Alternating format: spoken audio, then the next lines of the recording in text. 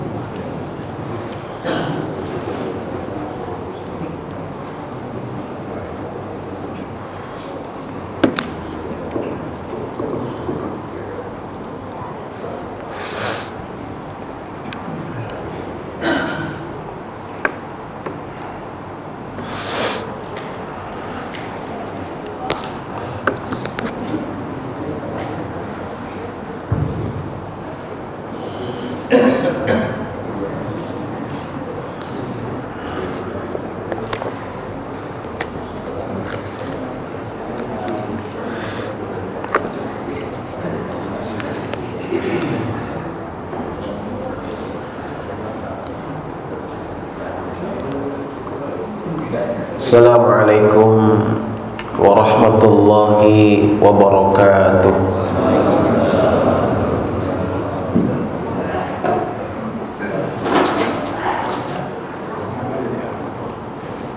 Alhamdulillah alladzi anzala as-sakinata fi qulubil mu'minin liyazdadu iman ma'imanihim.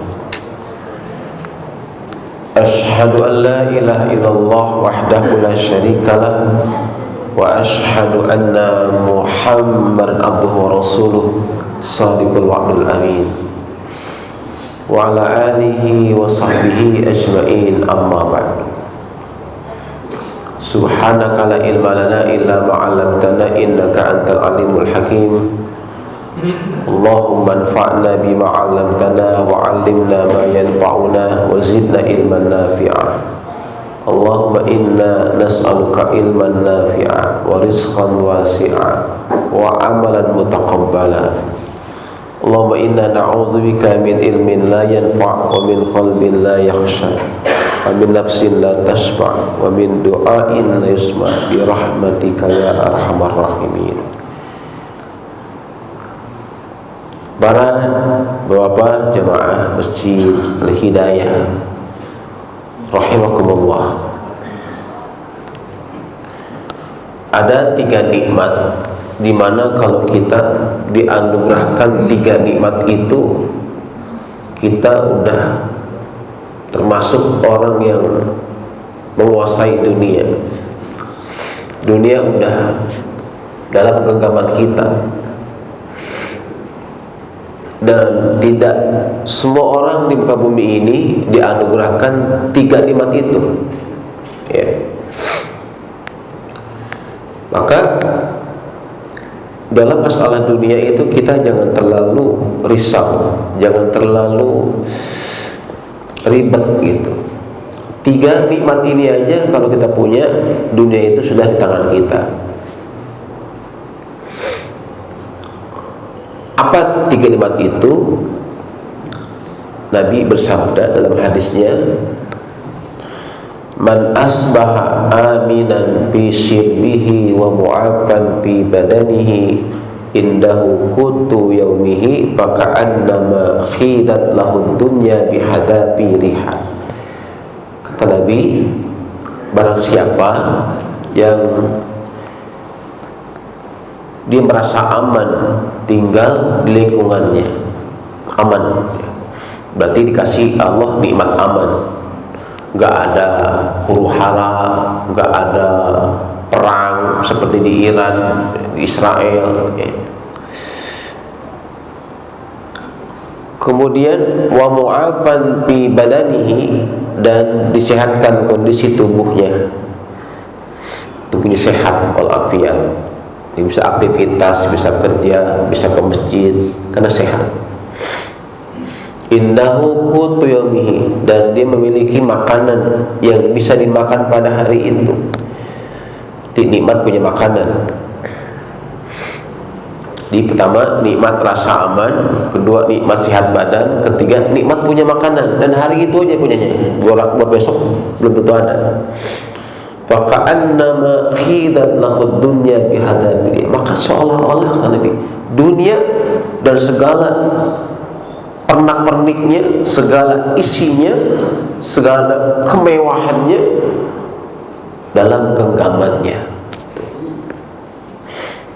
Cuma 3 nikmat ya mas sekalian. Nikmat rasa aman. Saya mau tanya, apakah seluruh manusia di bumi ini dianugerahkan nikmat rasa aman? Ya? Di Israel yang katanya paling canggih teknologinya, paling canggih sistem pertahanannya, karena Iron Dome itu bisa menangkis semua serangan, faktanya tiap hari hujan rudal, ya. Apa yang dialami oleh Muslim di Palestina, di Gaza hari ini, sekarang dialami oleh mereka. Gitu. Mereka menangis, mereka menjerit, tinggal di bunker berhari-hari, kehilangan pekerjaan, kehilangan tempat tinggal, kehilangan rasa aman. Ya. Jadi jutaan manusia hari ini itu kehilangan rasa aman, dicabut nikmat aman sama Allah. Ya. Jadi yang ngasih rasa aman itu siapa? Allah. Kita lihat di Quran surat Al-Quraisy, wa amanahum min khawf. Dan dia Allah memberikan rasa aman kepada mereka min khawf, dari ketakutan, kepanikan. Sekarang kan di Israel mereka panik, takut, ya, karena tiba-tiba, ya nggak ada suara, nggak ada apa, langsung tiba-tiba, ya, rudal di samping, ya, di samping kirinya. Wa amanahum min khawf. Allah yang ngasih rasa aman dari ketakutan, dari, ya, berbagai macam, ya, huru-hara yang ada di muka bumi ini. Ya.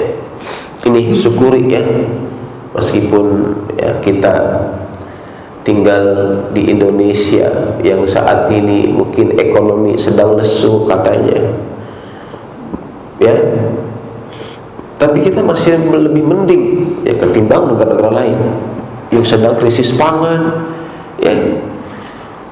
Masya Allah, sehat badan kita, ya, alhamdulillah. Hari ini kan penyakit macam-macam, betul Pak? Kanker aja itu ada kanker darah, kanker rahim, kanker usus, kanker otak, kanker tulang, kanker macam-macam, kanker payudara.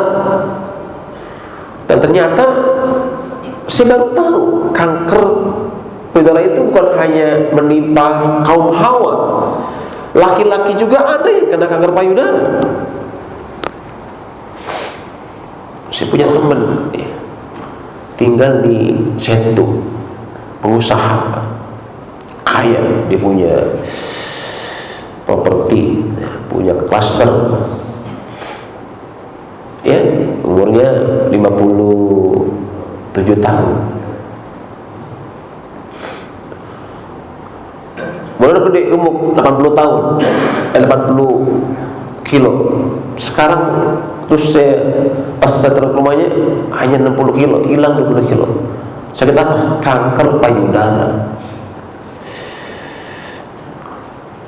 Di kemo, ya, sampai rontok kepalanya, sampai hitam kulitnya, nggak sembuh. Kankernya nyebar ke biaknya, tembus dari payudara ke belakang. Dan belum lama isinya masih kabar ke saya, suaminya meninggal dunia, kanker payudara, laki-laki loh, laki-laki. Jadi macam-macam. Makanya kita alhamdulillah sampai hari ini dikasih sehat. Meskipun barangkali di antara kita ada yang kantongnya nggak sehat, kanker kantong kering, nggak masalah. Ya. Kemudian nikmat punya makanan yang kita bisa makan pada hari itu.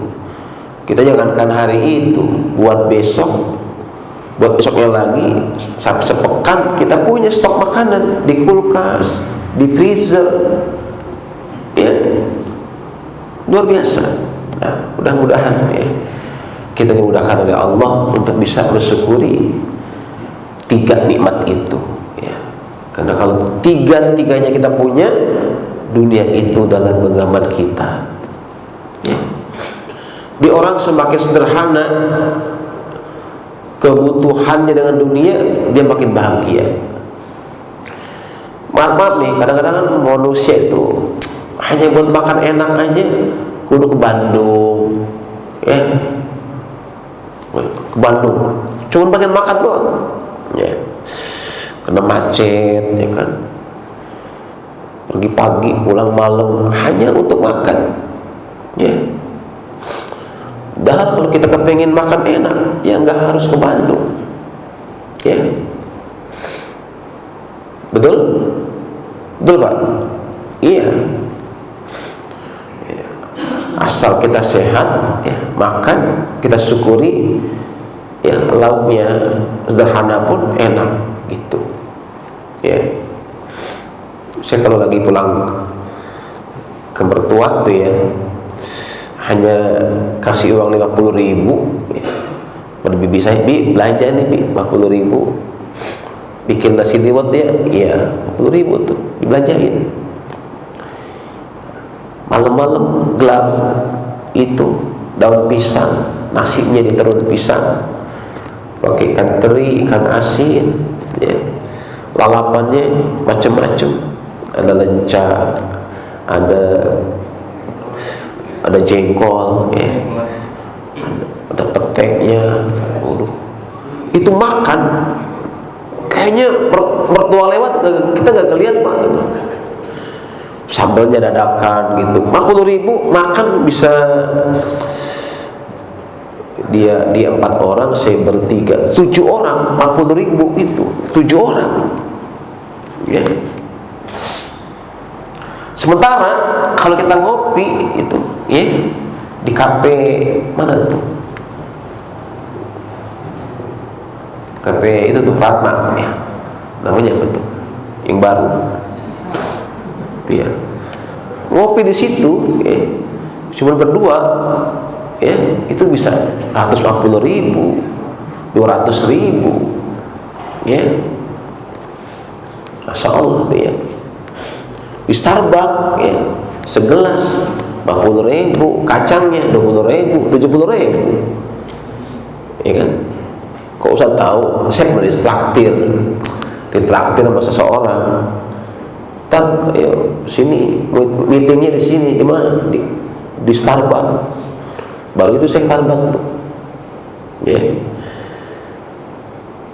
Jadi kalau untuk ngopi enak, ya, makan enak, itu nggak harus mahal jemaah sekalian, ya. Betul nggak? Betul, ya. Baik, jemaah semuliakan, itu baru mukadimah, ya. Kita akan melanjutkan kajian kita kitab At-Tazkirah, ya.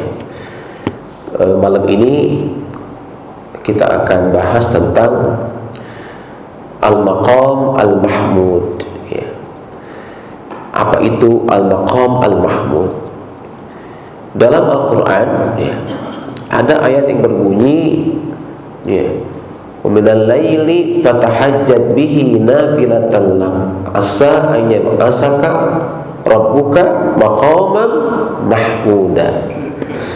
Surat Al-Isra ayat 79, ya. Nah, jemaah sekalian, ayat ini ya dijelaskan ya dalam hadis riwayat Imam At-Tirmizi ya, di mana ketika semua nabi diminta syafaat ya, oleh umat manusia di hari kiamat ya, satu pun gak ada yang sanggup ya. Nabi Adam gak sanggup karena udah merasa bersalah, melanggar larangan Allah, makan buah khuldi ya. Minta kepada Nabi Nuh gak sanggup karena pernah mendoakan hal yang buruk kepada kaumnya sampai hujan 40 hari 40 malam. Nabi Ibrahim gak sanggup karena pernah berdusta 3 kali. Nabi Isa juga gak sanggup ya, karena dia merasa bersalah, dituhankan oleh kaumnya. Maka ya satu-satunya nabi yang ketika itu bisa memberikan syafaat adalah Rasulullah. Maka mereka pun manusia datang kepadaku, selanjutnya aku pun berangkat bersama mereka. Aku seakan-akan melihat Rasulullah ya, beliau bersabda, aku memegang gelang-gelang pintu surga, lalu mengetuknya. Terdengarlah suara, siapa ini? Dijawab, Muhammad. Maka mereka membuka pintu untukku, menyambut kedatanganku, berkata, ahlan wa sahlan, selamat datang. Maka aku pun bersujud kepada Allah, dan Allah pun kemudian mengilhamkan kepadaku suatu sanjungan dan pujian kepadanya. Maka dikatakan kepadaku, angkatlah kepalamu dan mintalah, niscaya kamu diberi. Sampaikan syafaat, niscaya diterima syafaatmu. Dan berbicaralah, niscaya didengar bicaramu. Dan itulah kiranya yang dimaksud al-maqam mahmud, maqamam mahmuda, yang Allah firmankan, asa ayyam as'aruka maqamam mahmuda. Mudah-mudahan Tuhanmu mengangkat kamu Muhammad ke tempat kedudukan yang terpuji ya.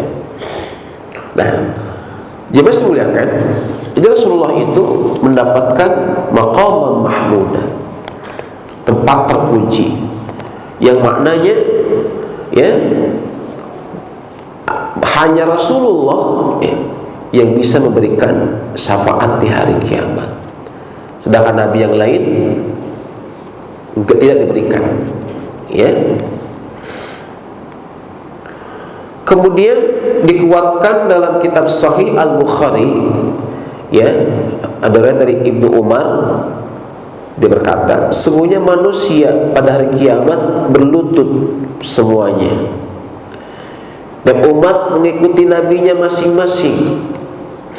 Mereka berkata kepada nabinya, hai, bila kami syafaat, bila kami syafaat, hingga akhirnya sampailah permintaan seperti itu kepada Rasulullah. Itulah hari Allah mengangkat beliau pada maqamam mahmuda. Hadis sahih Imam Bukhari ya. Nah, ketika itu ya, manusia mengalami 3 kali ketakutan, sehingga mereka kena 3 kali ketakutan, terjadi kekacauan ya, di padang mahsyar ketika itu. Pertama, ketika didatangkan api yang ditarik kendalinya, yaitu sebelum manusia dihadapkan kepada Allah dan dihisab. Manakala api itu melihat makhluk-makhluk yang tengah berkumpul, mendesis-desis, melompat-lompat ke arah mereka, ingin membakar mereka dengan nada marah karena kemurkaan Allah ya.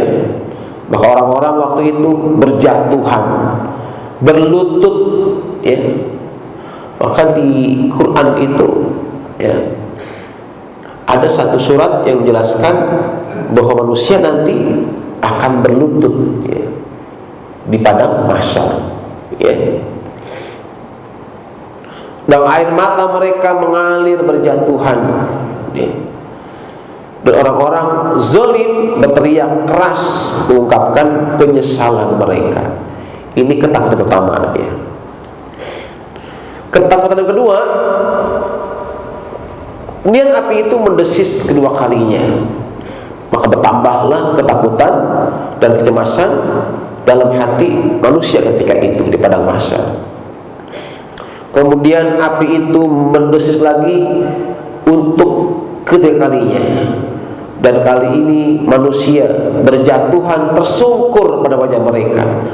Mereka menatap dengan mata mereka dan memandang dengan pandangan lesu, karena khawatir api itu akan mencapai dan mengambil mereka. Nah, disitulah akhirnya manusia berlarian ya, mencari pertolongan, syafaat ya. Dan satu-satunya nabi yang bisa bersyafaat adalah hanya Rasulullah ya. Maka berbahagialah, bersyukurlah kita Allah takdirkan menjadi umat Nabi Muhammad. Andai kata Nabi Musa hidup di zaman Nabi Muhammad, dia pun ya pastinya akan memilih menjadi umat Nabi Muhammad ya. Jemaah sekalian, namun di sini dijelaskan juga bahwa makna maqaman mahmuda itu memiliki beberapa ya.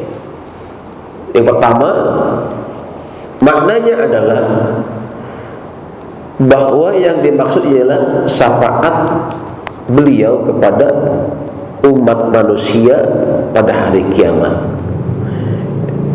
Yang tadi diterangkan itulah pendapat Huzaifah bin Yaman, pendapat Ibnu Umar, bahwa maqam mahmuda itu adalah syafaat yang Allah yang akan disampaikan Nabi kepada umat manusia secara umum ya, baik umat Nabi Muhammad maupun umat yang lain ya. Kedua, makna maqam mahmuda itu ya, bahwa Nabi kelak pada hari kiamat akan diberi sebuah bendera yang disebut dengan liwaul hamdi, bendera pujian ya.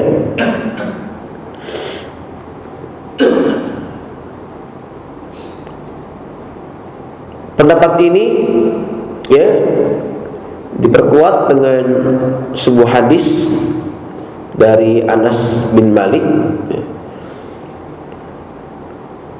Aku adalah orang yang pertama-tama keluar dari alam kubur ketika mereka dibangkitkan.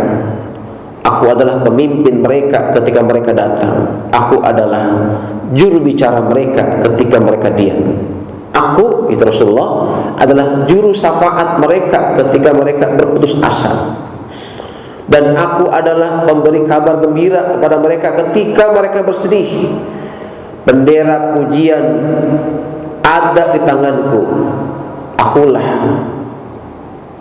adalah anak Adam yang paling mulia di sisi Tuhanku, dan aku dikelilingi 1000 pelayan bagaikan mutiara simpanan.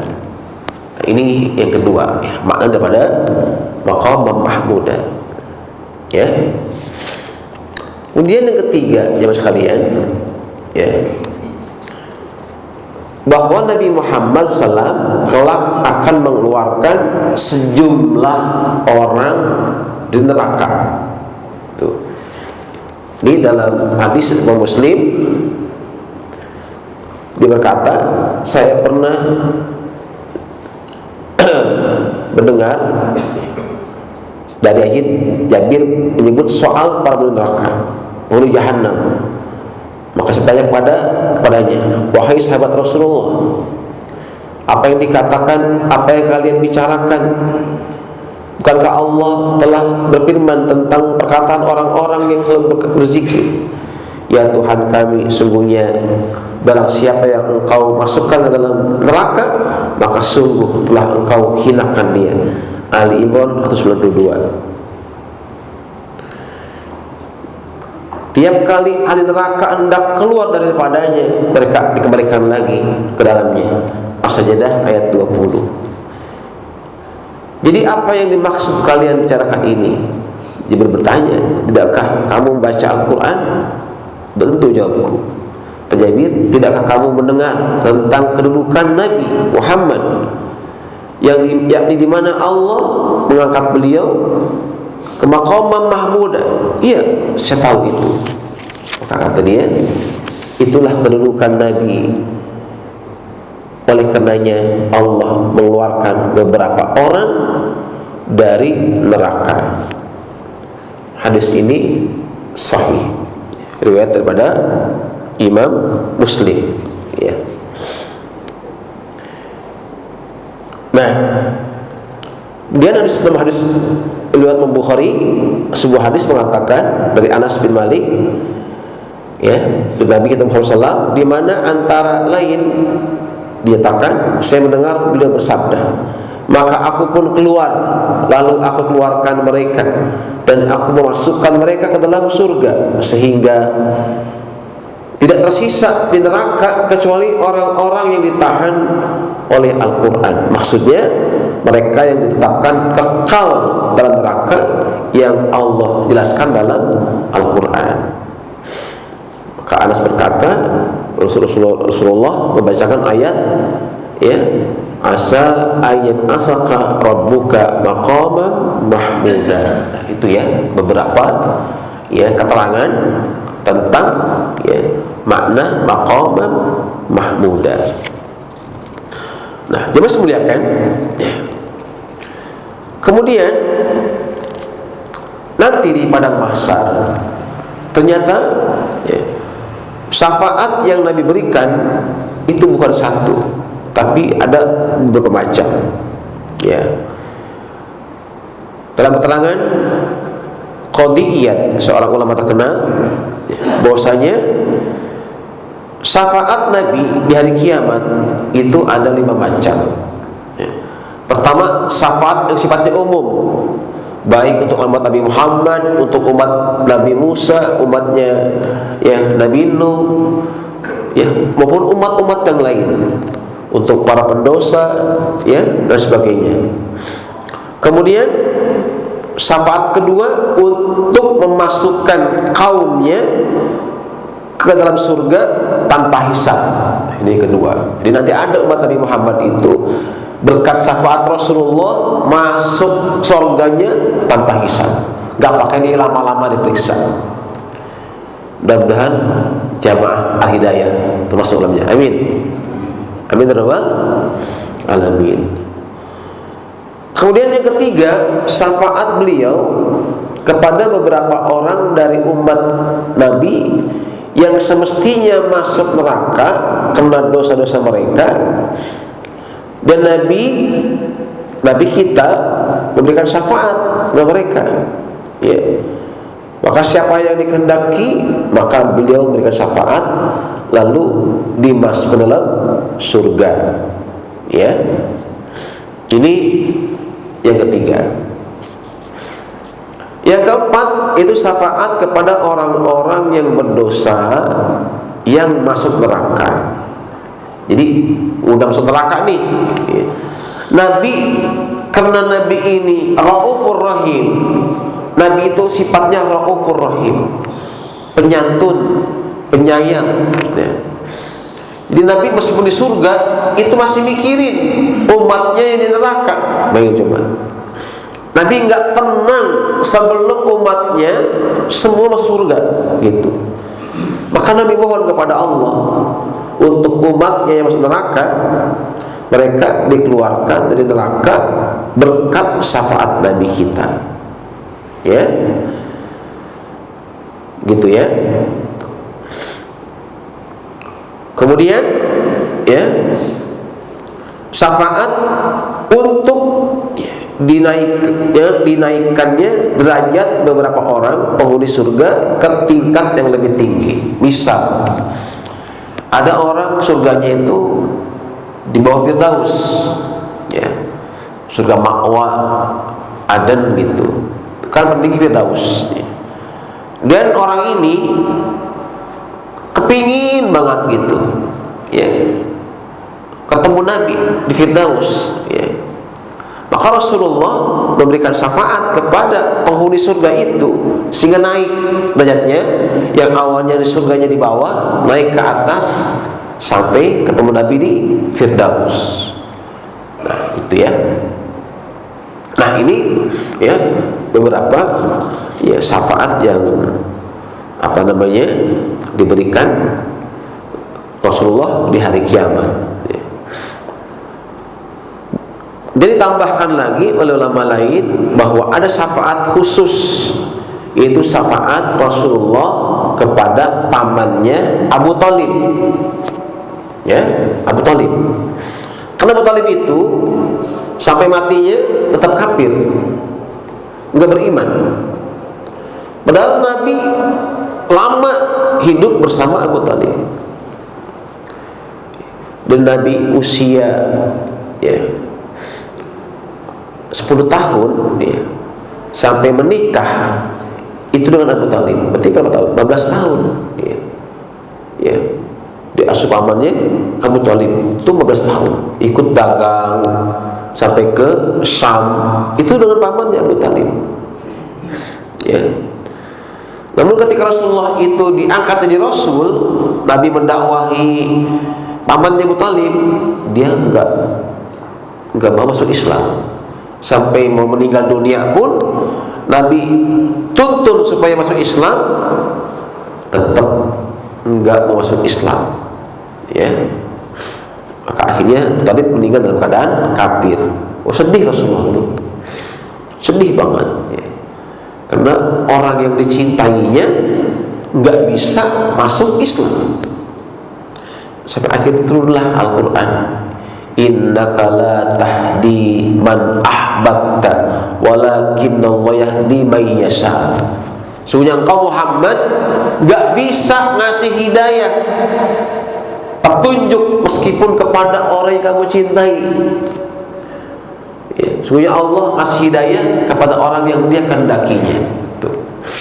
Gitu ya. Jadi masalah hidayah itu adalah hak Allah, ya. Kadang orang yang dekat dengan kita, ya, malah nggak dapat hidayah, ya. Orang-orang yang justru membenci kita, memusuhi kita, dapat hidayah, ya. Maka kita saksikan sirah nabawiyah.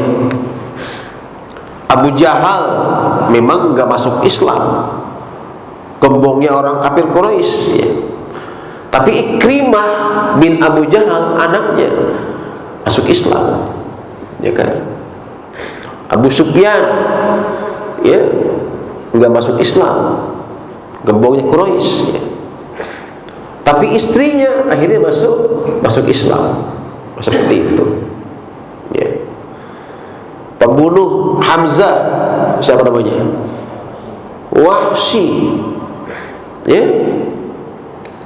Dia di ujung hidupnya masuk Islam, meskipun Nabi, ya, ketika itu masih luka, ya, sehingga Nabi bilang, ya, jangan dekat-dekat gitu, jangan lagi kelihatan gitu, jangan lagi engkau istilahnya hadir di hadapan. Kenapa? Kalau dia ingat Wahsy, dia ingat Hamzah. Maka akhirnya Wahsy tahu diri, dia nggak mau hadir di majelis Rasulullah, karena takut nanti Nabi itu akan ingat lagi, ya, dengan kisah pilu kehilangan pamannya. Tapi Wahsy akhirnya dia menebus dosanya itu dengan cara ketika perang Yamamah melawan Nabi palsu, dia menebus tombak yang pernah diarahkan kepada Hamzah, diarahkan kepada Musailamah Al-Kazzab, orang yang paling dibenci sama Nabi. Dan dia berkata, ya Rasulullah, dulu aku membunuh orang yang paling kau cintai, yaitu Hamzah, dan hari ini sebagai balasannya, ya Rasulullah, terimalah penyesalanku. Hari ini aku bunuh orang yang paling kau benci, itu Hamzah, itu Musailamah Al-Kazzab. Ya, itu hidayah jemaah sekalian. Jadi makanya kita jangan lihat orang itu ya dari satu sisi aja, lihat orang itu ahli maksiat, itu banyak tatoan, ya, nggak pernah ke masjid. Jangan langsung kita hakimi, wah ini orang fasik nih, ini orang nih ya murtad ini, begitu. Jangan gitu, kita nggak tahu nanti endingnya gimana, kita nggak tahu. Bisa jadi kalau dia taubat nanti bisa nyusul kita, bahkan melebihi kita dalam hal ibadahnya, gitu ya. Nah, jadi Abu Talib ini ya akan dapat syafaat agar diringankan azabnya, sebagaimana dalam satu hadis disebutkan, mudah-mudahan syafaatku bermanfaat baginya pada hari kiamat, sehingga dia, pamanku Abu Talib, ditempatkan di neraka yang paling ringan, yang paling dangkal, yang hanya mencapai apinya itu hanya sampai mata kakinya saja, namun menyebabkan otaknya mendidih. Jadi nerakanya Abu Talib itu paling ringan. Apinya itu nggak nyentuh dengkul, nggak nyentuh paha, nggak nyentuh perut, nggak nyentuh kepalanya, hanya nyentuh sampai mata kaki. Tapi dengan hal itu pun, kata Nabi, menyebabkan otaknya mendidih. Ya, hadis sahih ya, Imam Bukhari, hadis 6563 ya. Nah, jemaah dimuliakan, inilah ya beberapa keterangan tentang syafaat Nabi. Dan siapa orang yang paling bahagia mendapatkan syafaat Nabi dari kiamat? Nah, siapa? Ya. Aku pernah bertanya, ya Rasulullah, siapakah orang yang paling bahagia mendapatkan syafaatmu pada hari kiamat? Ini adalah pertanyaan daripada Abu Hurairah ya. Dia sahih Imam Bukhari. Nabi jawab, sungguhnya aku telah menduga, hai Abu Hurairah, takkan ada seorang pun yang menanyakan kepadaku hadis ini lebih dulu daripada kamu, karena aku melihat kamu sangat berkeinginan kepada hadis. Jadi Abu Hurairah itu emang haus akan ilmu, ya kan? Nanyanya beda sama yang lain. Orang yang paling bahagia mendapat syafaatku pada kiamat adalah orang yang mengucapkan la ilaha illallah dengan ikhlas dalam hatinya. Nih, saya ulangi. Orang yang paling bahagia mendapatkan syafaatku dari kiamat adalah orang yang mengucapkan la ilaha illallah dengan ikhlas dalam hatinya. Nah, kemudian ya, Zaid bin Arqam ya bertanya ya, ketika Nabi pesan seperti itu ya, ditanya, ya Rasulullah, bagaimana mengucapkannya secara ikhlas gitu? Apa jawab Nabi? Jika dia ucapkan itu, dia mengucapkan kalimat itu dari hati yang paling dalam, dan ucapan itu mencegah dia dari hal-hal yang diharamkan oleh Allah. Tuh. Jadi Pak, orang yang benar la ilaha illallahnya ya, orang yang benar ucapan la ilaha illallahnya, yang ikhlas ucapin la ilaha illallahnya, ketika ucapan itu bisa mencegah dia Allah wa ta'ala gitu. Jadi kalau kita ngucapin la ilaha illallah tapi masih doyan dengan yang haram, berarti kita belum ikhlas mengucapkan kalimat itu. Ya. Nah, mudah-mudahan ya kalimat la ilaha illallah yang kita ucapkan itu dapat mencegah kita dari yang haram. Amin ya rabbal alamin. Baik, sampai di sini udah Isya. Ada lagi ya? Udah ya.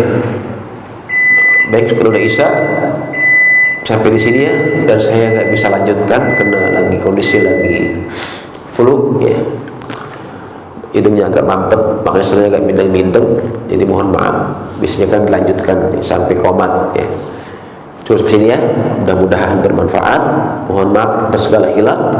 Kita tutup dengan doa. Subhanaka Allahumma wa bihamdika asyhadu an la ilaha illa anta astaghfiruka wa atubu ilaik. Assalamualaikum warahmatullahi wabarakatuh.